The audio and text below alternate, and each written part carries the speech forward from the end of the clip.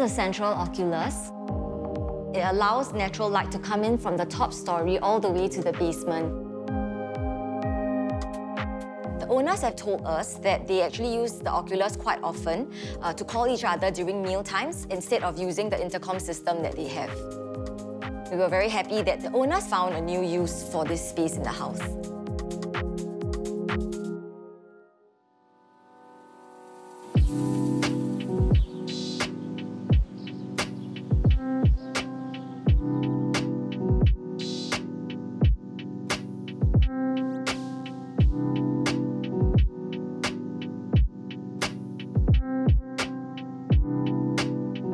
His brief to us was to create something simple and beautiful that would appeal to a wide spectrum of people.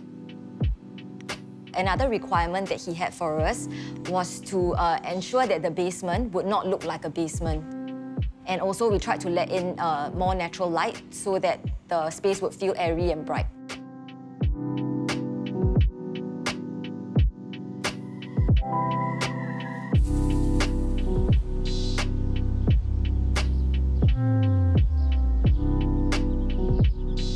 The idea was to have architecture that really just addressed that very simply man's need for shelter instead of any preoccupation of style.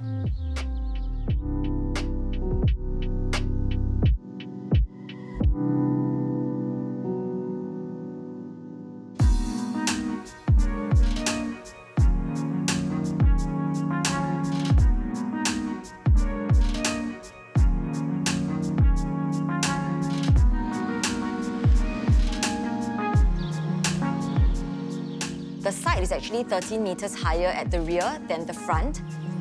Another challenge that we had was that because this site is actually in a tree conservation zone, we had to protect 3 mature Tembusu trees at the rear of the site. We wanted to take advantage of the slope, the nature and the greenery. We conceptualized the house as 2 staggered blocks with a connecting bridge and an elevated garden perched on the slope amongst greenery. There are landscape stairs that connect the basement all the way to the rear 2nd story of the house.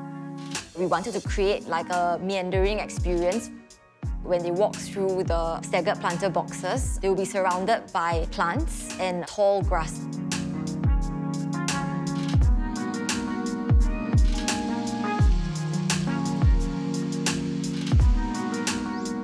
We wanted to explore how else we could bring the experience of nature into the house. That's how we came about with the concept of the Oculus.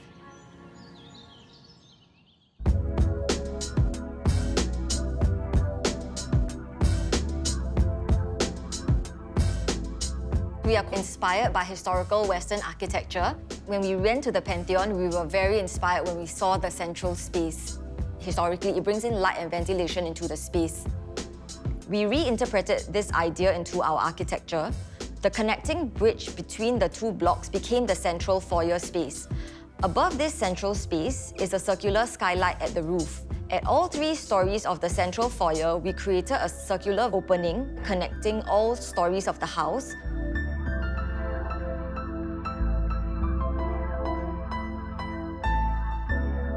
We like the idea of having a circular powder room because this creates a space that is grand as well as playful, and this adds as an element of surprise for visitors to the house.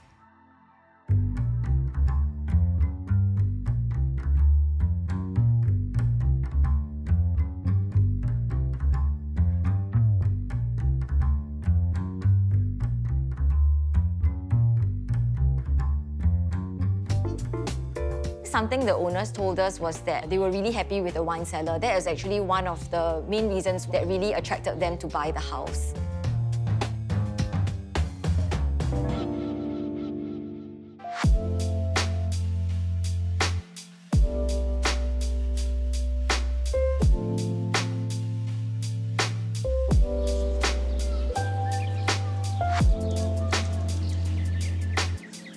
From the living room, you get a view of the pool deck and the pool area. This has become one of the favorite spaces for the family to hang out. When you're on the pool deck, you actually get a panoramic view of the city.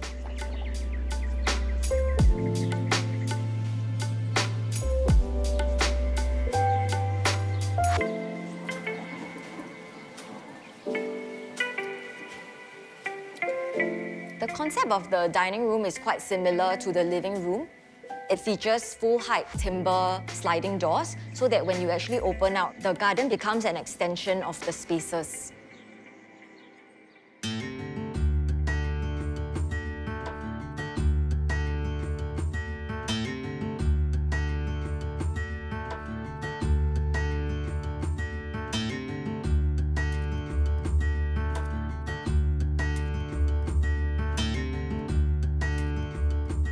When you enter into the master bedroom, you come into a corridor. On your right is the wardrobe and also the bathroom before you enter into the master bedroom area.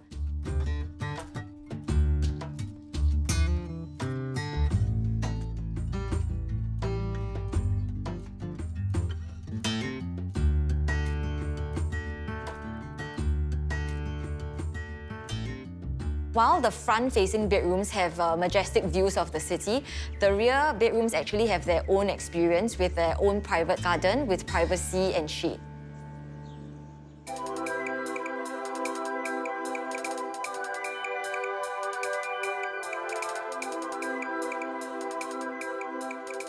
I really like that the owners added cultural artwork and their own hobby of flower arrangement.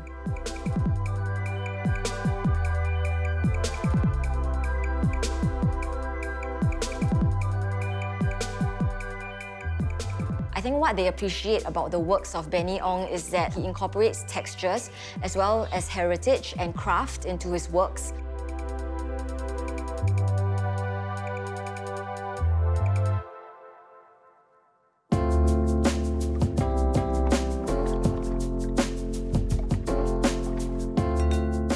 Knowing that the homeowners really enjoy every single space of the house, I think it makes us really happy, knowing that we've achieved what we set out to do.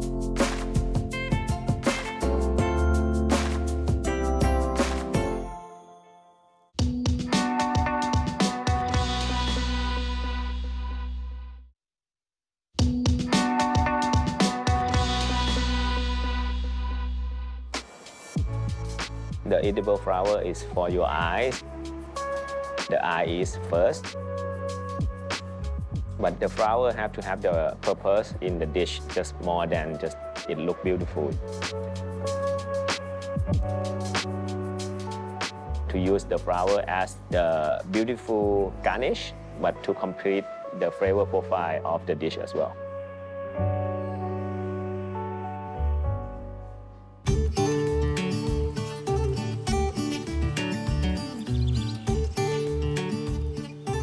My edible flowers farmer 7 years ago was doing a vegetable farm. I told her I want edible flowers, and she said to me, no way. I convinced her to try, so now she's one of the biggest Thai edible flowers, I think, in the country. Being a chef for me is to connect with the farmer, the fisherman, and I like to go to see them in person because I want to see and I want to learn. You have to respect where it's come from, how hard that this fish or this flower or vegetable that deliver to your restaurant. A lot of people put their heart, their passions, their sweat into it, and we should treat that with respect and then with love, and we have to pass that to the customer.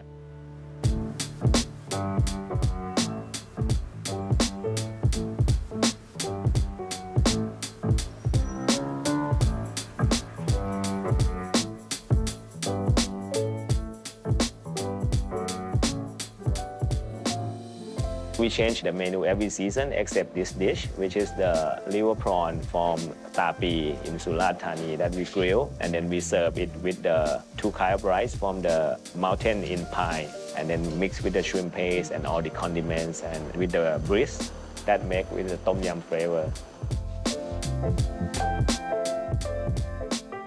Before I opened the restaurant, many people around the world think of Thai food only, inexpensive food. But no one think Thai ingredients as a superior. I want to use laddu as representation of the new era of Thai restaurant that using the 100% local ingredient, which is the trend now. But back 10 years ago, everyone thought I was crazy.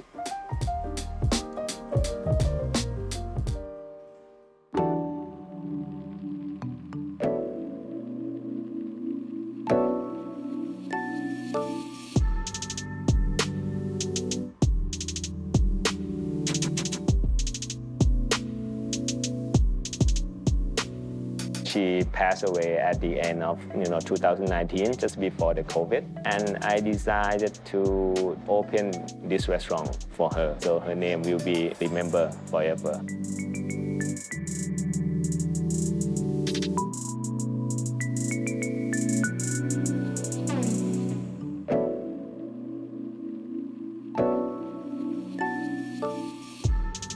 Thai Chinese family, everyone has to have kai palo. That is the dish that my grandmom cooked for us a lot. The thing that got me start cooking is because I'm so bored with this dish. So we start to put in all the herbs, chilies, and like a tom yum spices. And it's become something like a spicy 5-spice eggs, which is now we sell as a signature, and people actually love it. I'm very happy that it's something that inspired from my grandmom. And now even every time I cook or I eat that dish, I still remember about her.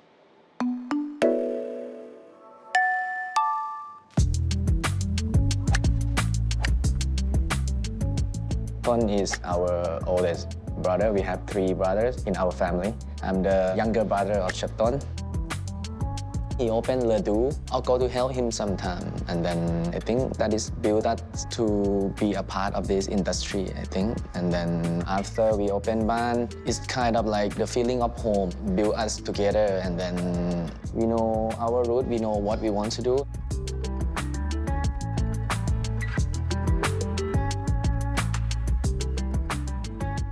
In our family, no one want us to open a restaurant. Like they want us to be like in the office, to be a banker.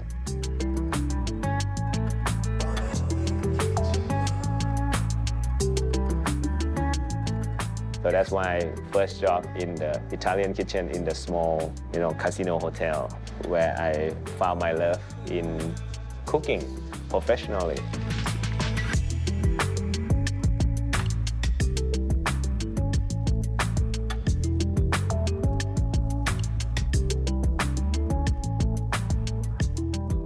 I had a big fight with my families. They were very upset. And my mom, at the end of the day, she's very supportive. She's the one who made my dream happen, and I have to thank her for that.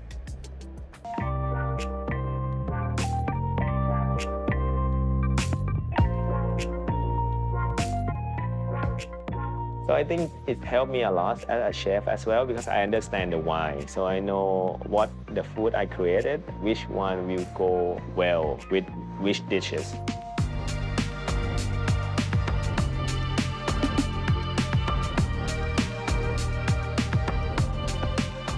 When I came back, the food scene in Thailand is very one-dimensional, I would say. For me, a little bit boring.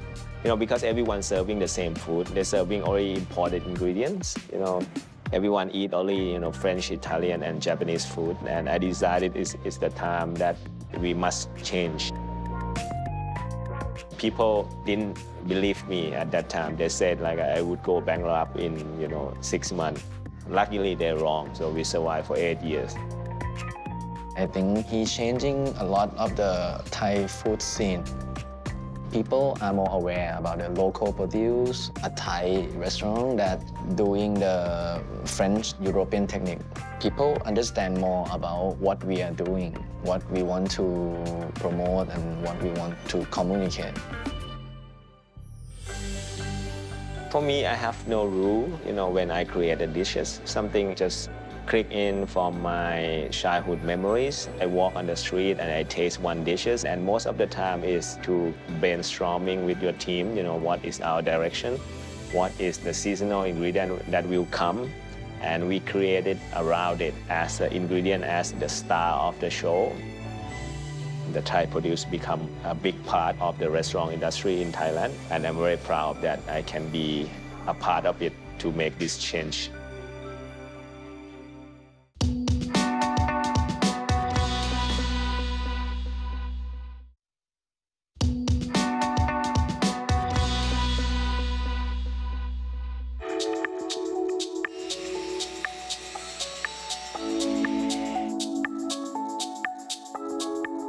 为什么喜欢木材质？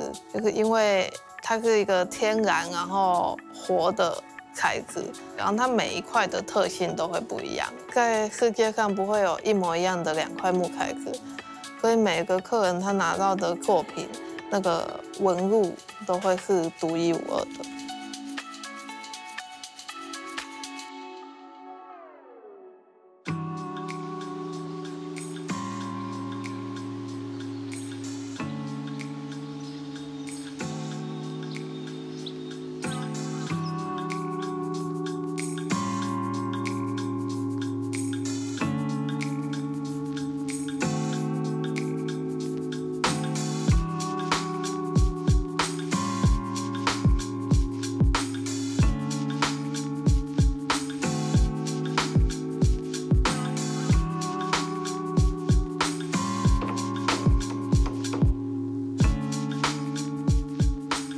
就是希望就是可以很专心的去做一件事，然后就是好好把一件事情做好这样子，然后对，就希望可以达到这个含义。主要就是家具木工跟定制家具。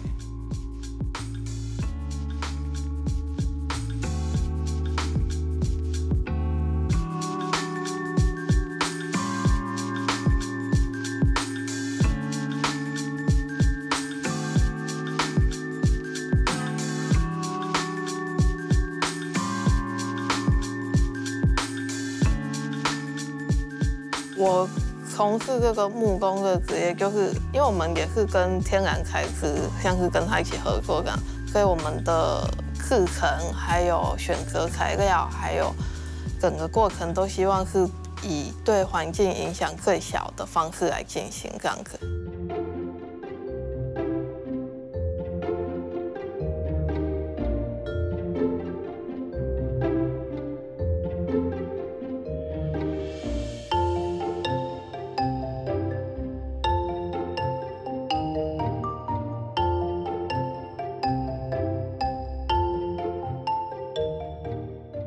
踏进那个木工行业，就是因为一开始很喜欢传统手工艺，就开始去从事假日木工，然后后来就觉得越做越喜欢，然后就想要参与的更多。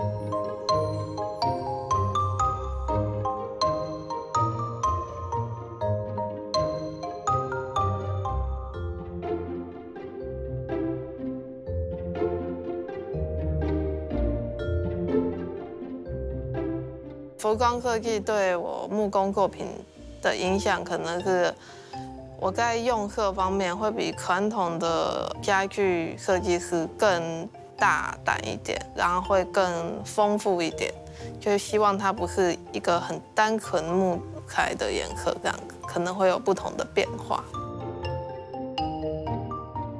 一开始是希望可以呈现出木材质比较不一样的一面，就是比较不同于一般人对它的印象，然后会希望可以挑战它的特性，然后让它呈现一个比较柔软，然后比较缤纷的感觉。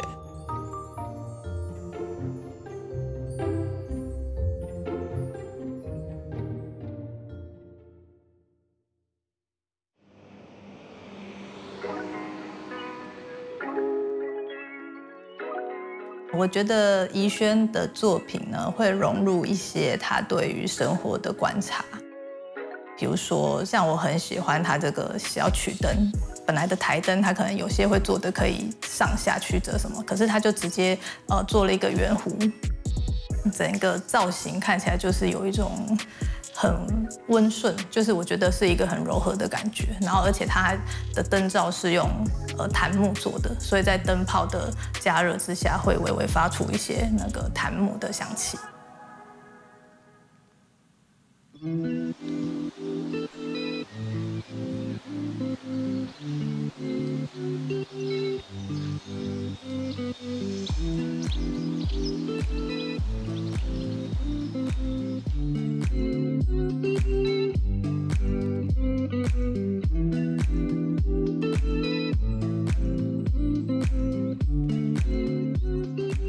就是我听到他的这些职涯的转变的时候，当下的一瞬间，可能还是会觉得，哎，怎么会做这个这样大的转折。但是其实再仔细想一想，就会觉得这些选择都是蛮林宜轩式的一个做法。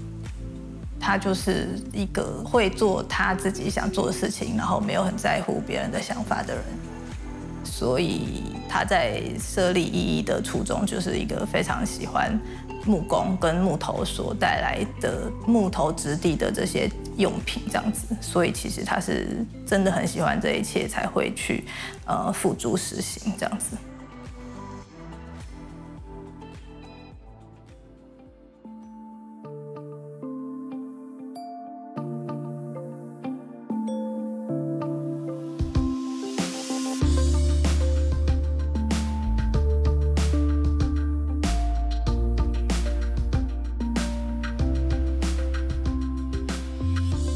这个行业对女性比较不友善，其实是应该要改善是这整个环境、这整个社会眼光，而不是说你需要其他人去变强或干嘛。对其他想要从事这个行业的女性，当然还是希望以鼓励为，就希望她们不要因为这些不友善而受到太大的挫折，这样子。会希望自己做作品可以再更精致一点，可以很小量的去做，就基本上就是比较随性，比较跟随自己的心情去做这样。